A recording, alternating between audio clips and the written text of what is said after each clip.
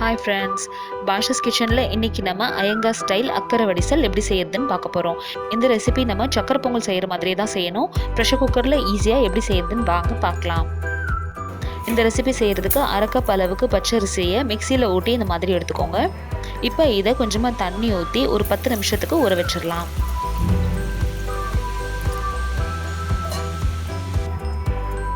வெல்லத்தை நல்லா தட்டி இந்த மாதிரி எடுத்து வச்சுக்கோங்க. நான் கத்தி வச்சு இந்த மாதிரி கட் பண்ணி எடுத்து வச்சுக்கிறேன்.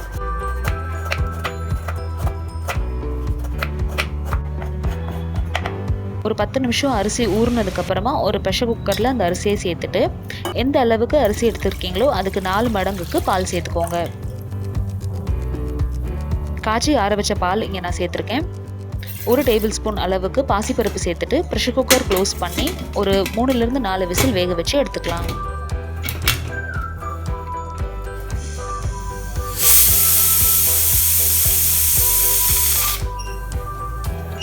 ஒரு 4 விசில் வெந்ததுக்கு அப்புறமா பாருங்க, நம்மளோட அரிசியும் பருப்பும் நல்லா வெந்துருச்சு. இந்த ரெசிபிக்கு நம்ம பாசிப்பருப்பு நிறைய போடக்கூடாது, ரொம்ப கம்மியாக தான் போடணும். அப்போ தான் நல்லா டேஸ்டியாக இருக்கும். நம்ம சக்கரை பொங்கல் செய்கிற மாதிரியே தான், ஆனால் தண்ணி ஊற்றி வேக வைக்கிறதுக்கு பதிலாக இதில் பால் ஊற்றி வேக வைக்கணும். நம்ம எடுத்து வச்சுருக்கிற இந்த வெல்லத்தை சேர்த்துட்டு எல்லாத்தையும் நல்லா மிக்ஸ் பண்ணி விட்டுக்கோங்க. கொஞ்சமாக தண்ணி ஊற்றி வெல்லம் கரிஞ்சதுக்கப்புறமா இன்னும் ஒரு அரை கப் அளவுக்கு பால் சேர்த்துட்டு அதையும் நல்லா மிக்ஸ் பண்ணிக்கோங்க. இப்போ இதை நம்ம ஒரு 2லிருந்து 3 நிமிஷத்துக்கு கொதிக்க விடலாம். இது கொதிச்சதுக்கு அப்புறமா ஒரு சின்ன பேனில் 2 டேபிள் ஸ்பூன் அளவுக்கு நெய் விட்டுட்டு முந்திரி பருப்பு கிஸ்மிஸ் போட்டு தாளிச்சுக்கோங்க. ஒரு 2 ஏலக்காவும் சேர்த்துக்கலாம். கண்டிப்பாக இந்த நியூ இயருக்கு நீங்களும் உங்கள் வீட்டில் இருக்கிற குழந்தைங்களுக்கு இந்த ரெசிபி செஞ்சு கொடுங்க. உங்களுக்கு எப்படி வந்துச்சு அப்படின்றது எனக்கு கமெண்ட் செக்ஷனில் சொல்லுங்கள்.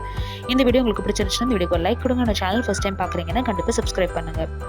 கிஸ்மிஸ் பழம் நல்லா உப்பி இந்த மாதிரி வந்ததுக்கப்புறமா இப்போ இதை நம்ம எடுத்து வச்சிருக்கிற இந்த பொங்கலில் சேர்த்துடலாம். அவ்வளோதான், நம்மளோட அக்கறை அடிசல் தயாராகிடுச்சு. இப்போ இதை நம்ம டிஷ் அவுட் பண்ணிடலாம். நம்ம செய்கிற சக்கரை பொங்கலோட இது கொஞ்சம் டிஃப்ரெண்ட்டான டேஸ்ட்டாக இருக்கும். ஆனால் சாப்பிட்டு பார்த்தீங்கன்னா ரொம்ப நல்ல ருசியாக இருக்கும். இந்த வீடியோ உங்களுக்கு பிடிச்சிருச்சுன்னா இந்த வீடியோக்கு லைக் கொடுங்க. நான் சேனல் ஃபஸ்ட் டைம் பார்க்குறீங்கன்னா கண்டிப்பாக சப்ஸ்கிரைப் பண்ணுங்கள். தேங்க்யூ ஸோ மச் ஃபார் வாட்சிங். பாய்.